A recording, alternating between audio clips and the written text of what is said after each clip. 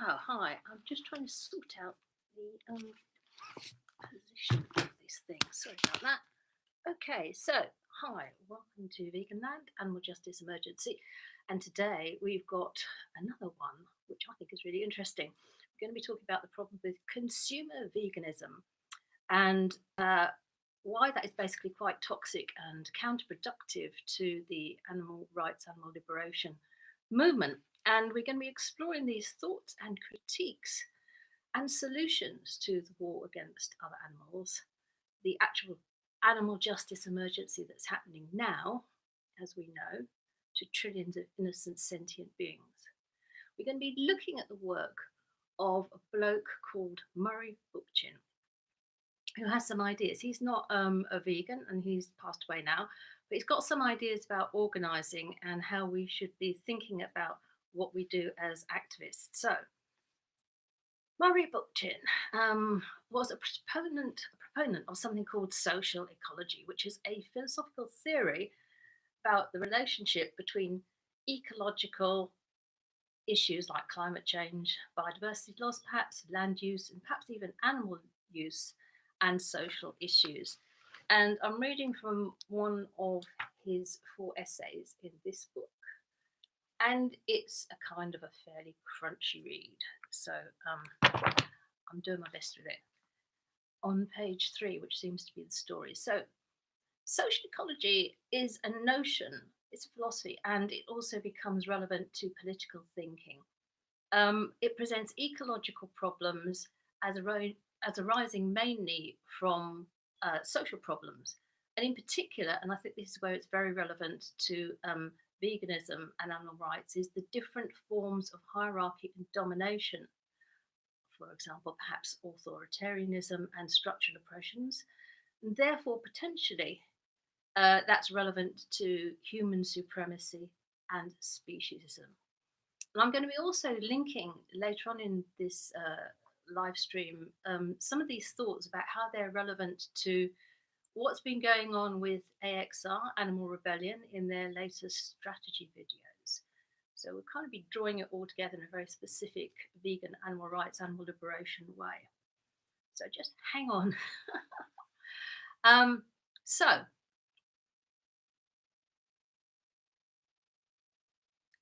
this social ecology concept seeks to resolve socio-environmental problems through a model of society adapted to human development and the biosphere. So that's very different from what's going on at the moment and what has been going on for decades with neoliberalism, which is all about money and profit and power. So it's a completely different, therefore very radical approach. And that's why I was kind of interested in it when I came across it. So it's a theory of radical political ecology, i.e., the relationships between political, economic, and social factors based on communalism, which opposes the current capitalist system of production and consumption. So that sounds like it's all much more of a kind of, people working together thing. I'm sure, it's cooperatives and stuff like that. I'm still on my exploration of the terms used in this essay, and I haven't looked up communalism, but it seems probably that's what it is. Let me know if you know. Anyway, so its aims are to set up a moral, decentralized, united society guided by reason and, I would say, perhaps, or justice and compassion, if we're looking at it specifically in the animal rights, animal liberation context. Now, bearing in mind also that Bookchin was writing, I think this book that I'm looking at is it was published in 1980. So whilst it's not a million years old, it is slightly 87. Yeah, it's slightly 1987-ish in its approach, but nonetheless very valid, I would say, despite that. So the book is Rethinking Ethics, Nature and Society, and it's an essay on it's an essay. It says our ideas and our practices must be imbued with a deep sense of ethical commitment. Deep sense of ethical commitment. We must recover an image of the public good in a world which increasingly makes its choices between one lesser evil and the other. So he's saying we need to have a very strong, as activists, moral compass in what we're actually doing. And this will completely go against the dominant culture of decades or longer, which is saying, oh, well, you can't, you idealist, you're just being unreal. You need to get real. That's what this is all about. The concept of reality, really, and how we can make change. And then he says most isms like liberalism, socialism, communism, capitalism are rooted in the crude notion that human beings act almost exclusively from self-interest. And I think this is, again, we can see this in when we do our vegan outreach and advocacy. We're trying to sort of like tempt people with tasty, bits of vegan cheese and telling them about the amazing recipes and, how they'll be more healthy and how it'll be better for the environment as well. Because it always feels kind of really like perhaps preachy and stepping on people's toes to say, actually, we are all animals and, we have no right as human animals to use, and we don't have any right to use any other animals at all. It feels tricky, doesn't it? It feels tricky to me. And that's partly the cultural conditioning that we've got that Bookchin is talking about. And this notion that, human beings will only be motivated by that self-interest because that's how we are. It's a view. It's a view. That's all it is. It may or may not be accurate. Let's hope it's not.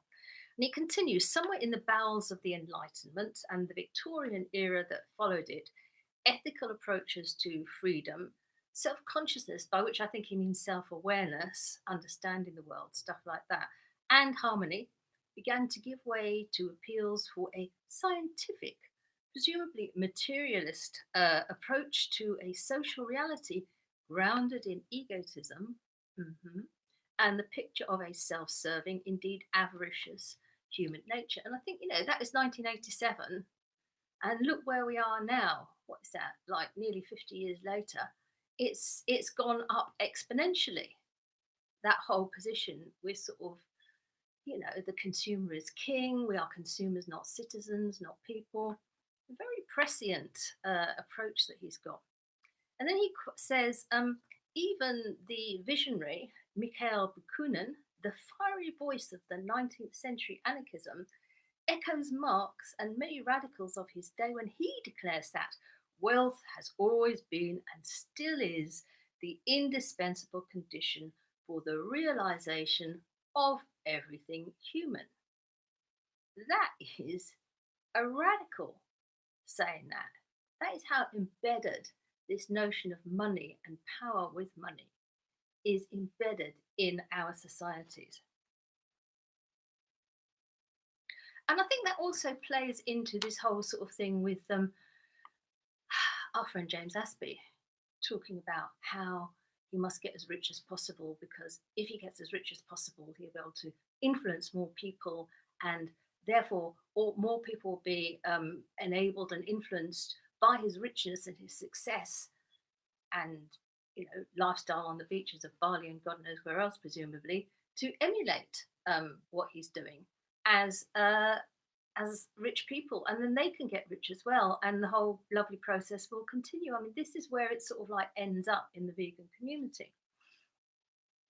So he says, this worldview reflects a widely accepted tendency in ideas that steadily reduced earlier pleas for freedom to ideological expressions or apologia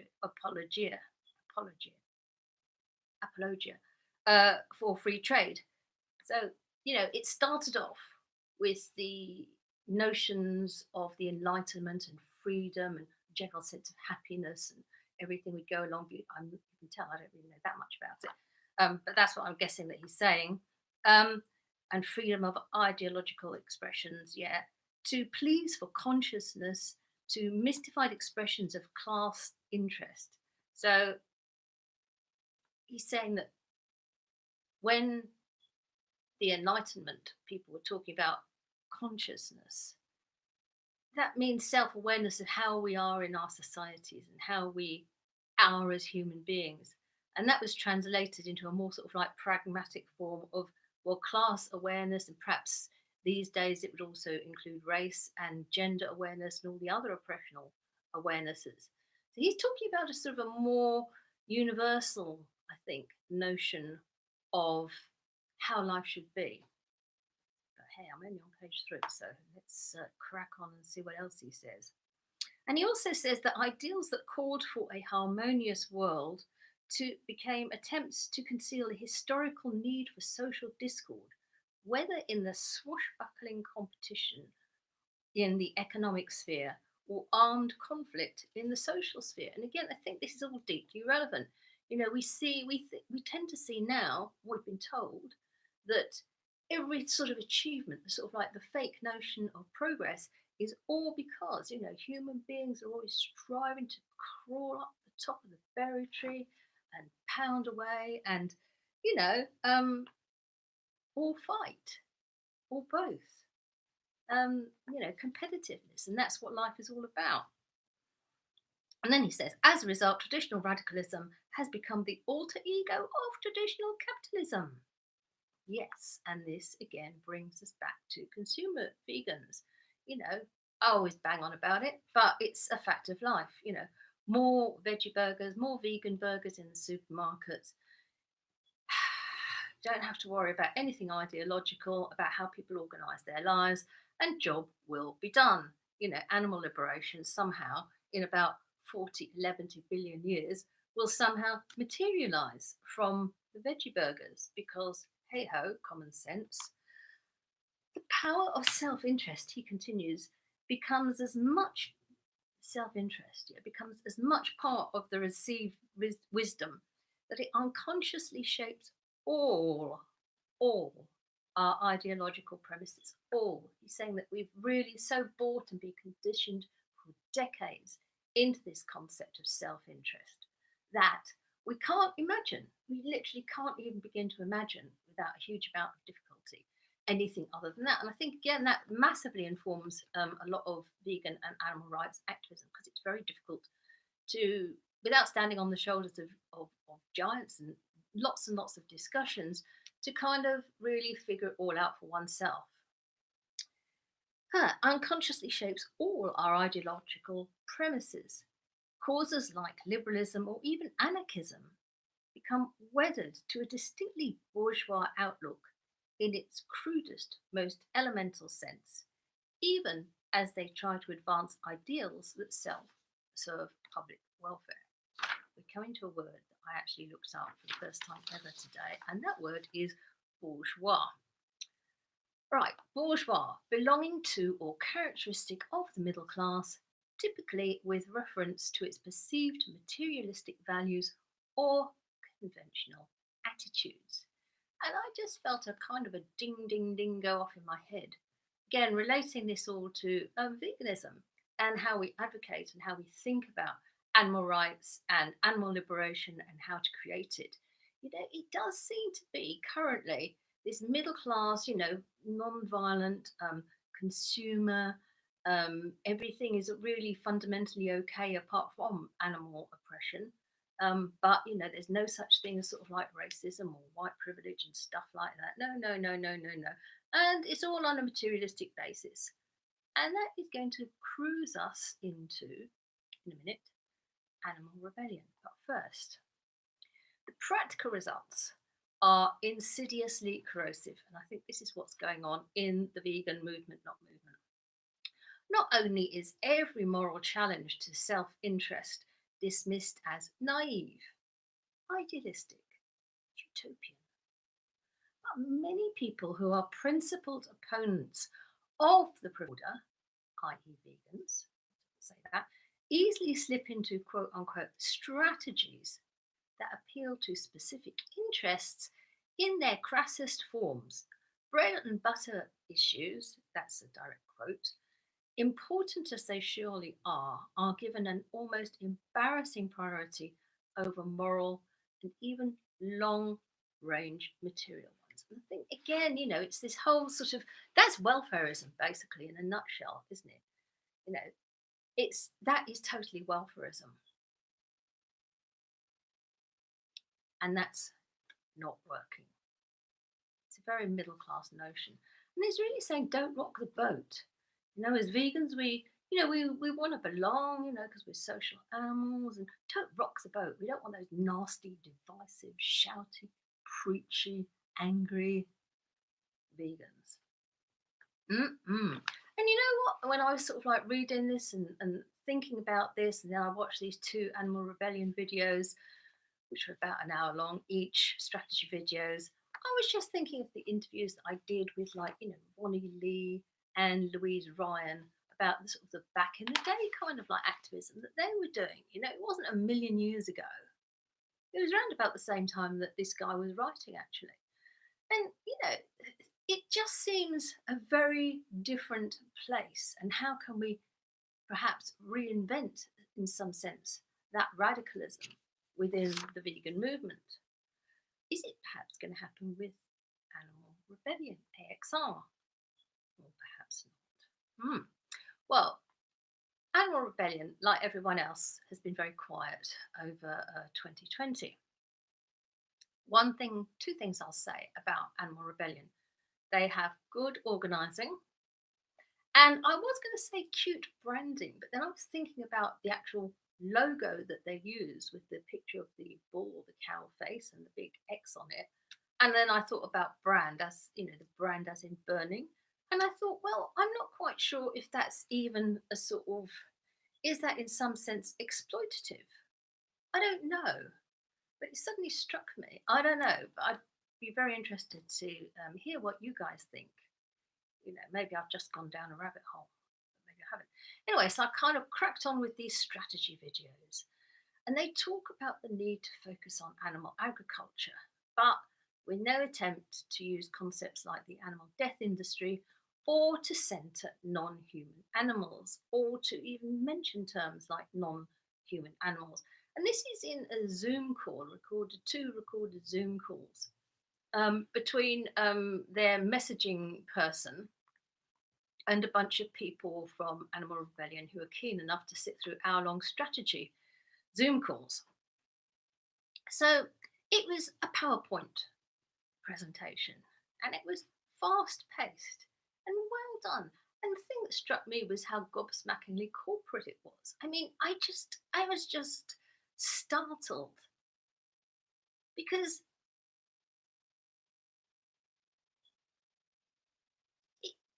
it talked in the language of corporates. And you might say, well, what's the problem with that? Well, this is an organisation that describes itself as a mass movement that uses civil disobedience to bring about a just transition to a sustainable plant-based food system. There are so many mismatches and confusions in the language, and this is what I find is my always experience with Animal Rebellion stuff. It's like you start off and you think, well, maybe there's something in here that we can work with and learn from, perhaps, and it's in some sense great. But then a little bit into it, and you've gone down this weird rabbit hole. In this case, this video, they talked to 20 different teams, or maybe they were like focus groups, about key areas for what 2021 might look like. And you would say, great, they're engaging with the grassroots, but where did the concept of talking to the 20 different teams come from? Because the thing about Animal Rebellion, and they never tell you this, is that it's organised in exactly the same way as XR, by a little cabal at the centre who are invisible. We may know some of the names, but it's not really what it says it is. It's like the board of directors sending down, like questionnaires to study groups or teams, and it comes out in the language, which is very revealing. So they were looking at key areas of what 2021 might look like, and they talked about it as a flexible, ever-changing, but they didn't say mass movement, they said organisation. Now you could say she's quibbling again with words. I say they say what they mean. So it's either a flexible, ever-changing organisation or a mass movement that uses civil disobedience to bring about a just transition to a sustainable plant-based food system, or it's an animal rebellion. And I'd like to know a little bit about squaring the circle on that. Now, they've obviously squared some sort of circles in their heads between the plant-based food system, which they're talking about, and the animal rebellion, which they're sort of going under the name of. But should it be called plant-based rebellion?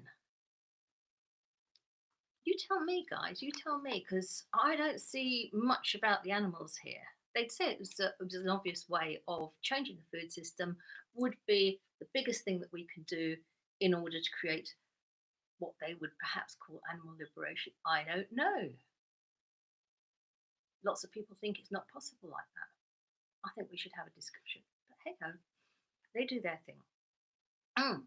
So it's basically a very utilitarian process, utilitarian concept, this plant-based thing. And I would also argue that it's very bourgeois. Remember, bourgeois, I love this word, belonging to or characteristic of the middle class, typically with reference to its perceived materialistic values or conventional attitudes, i.e., it's not radical. Well, good luck to animal rebellion, but I just felt it highlighted very clearly what Murray Bookchin was saying about the need to keep a strong moral compass focused in the face of societal conditioning, which tells us that we have to appeal to people's self-interest. But a couple of things that they did mention that I thought were very, very helpful. G7 coming up in Cornwall in, I think it's June or July.